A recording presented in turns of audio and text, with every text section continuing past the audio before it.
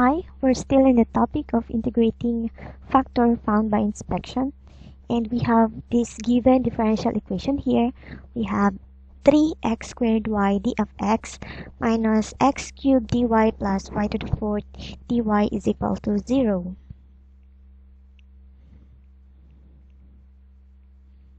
So this is our equation 1. And then the first thing that we need to do is to simplify or to find our exact differentials. Okay, simplify or find the exact differentials. Okay, looking in our equation 1, have you seen something that can be our exact differentials there? Okay, so take a look in our equation 1.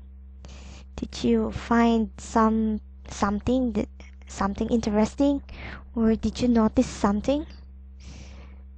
Okay, let me rewrite it here. 3x squared y dx minus x cubed dy plus y to the fourth dy is equal to 0. Okay, the first thing you need to do is to always think of what can we or what do we need to do to have an exact differentials. Okay, in order for us to simplify our problem and come up with integrable equation. Okay, here, what can we say about this? Okay, have you noticed that we have this x cube here, x cube, wherein the derivative of this x cube is this part, 3x squared dx, right? While by taking a look at it, once again we have y and then dy here. We have the y, and if we take the derivative of y, and of course that is dy here. Okay, so going back in our derivatives, what do you think is the applicable operation in order for us to have this kind of exact differentials? Okay, so as you notice, we have this something in common. We have this x cube, and the derivative of x cube is on the other side, while we have y here, and the derivative of this y is on this other side here. And as you notice here, we have the negative sign. And looking back on our in our calculus 1, our derivatives, then when we have this kind of operation here, the negative sign, then maybe our exact differential here is in terms of the something that is under the quotient rule. Okay, so the derivative of something variable at the numerator divided by the denominator. Okay, so let me write it on the other side, this part. So this part here, let's review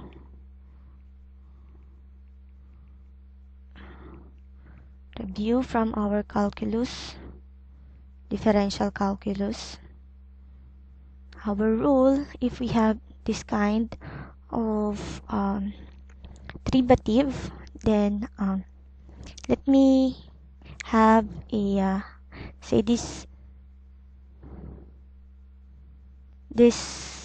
numerator here, let's call it high, and the denominator, let's call it low, because when we are in college, that is our that this is the one way how can we memorize the quotient rule. So high is the numerator and low is the denominator. So in short, if we have this kind of rule, that is equal to the derivative of this is low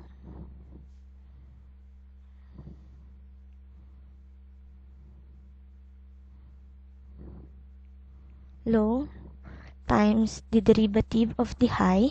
Tama ba?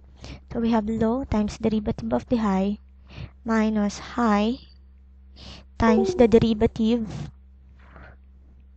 of the low over the square root of the denominator. I mean the squared of the denominator. Low times low. Okay? So that is the way that we in order for us to memorize this kind of calculus rules. Okay, we have the quotient rule. So we have low the high minus high the low over low. Okay, in short, hilo tayo. Okay, going back, since we have this kind of something in common, we have the need to find out where is our low and our high. And looking in our equation, the derivative in our first part here is coming from this one, dx. So this is our dx, the high. And then our low automatically is y. Okay, so let me write our y as low, then minus the high derivative of low. So maybe this is our high, then the derivative of low is dy, right?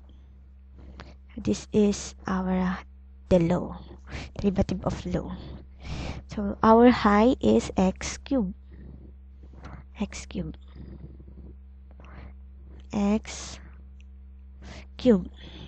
And if we gonna check if we have the right terms, then you can now perform the derivative here.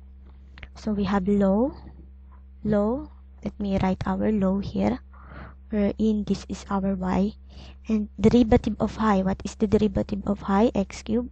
You have 3x squared dx. Okay, minus high times derivative of low dy all over low or y squared. Okay, let's check if we have something in common. So let me rearrange this part by having 3x squared y dx minus x cubed dy. So as you've noticed, we've already have this part here in our equation. So this is exactly this part. Okay, but in order for us to use this exact differential, we need to uh, multiply, or I mean we need to uh, divide all the term by y squared, or multiply it by 1 over y squared, right?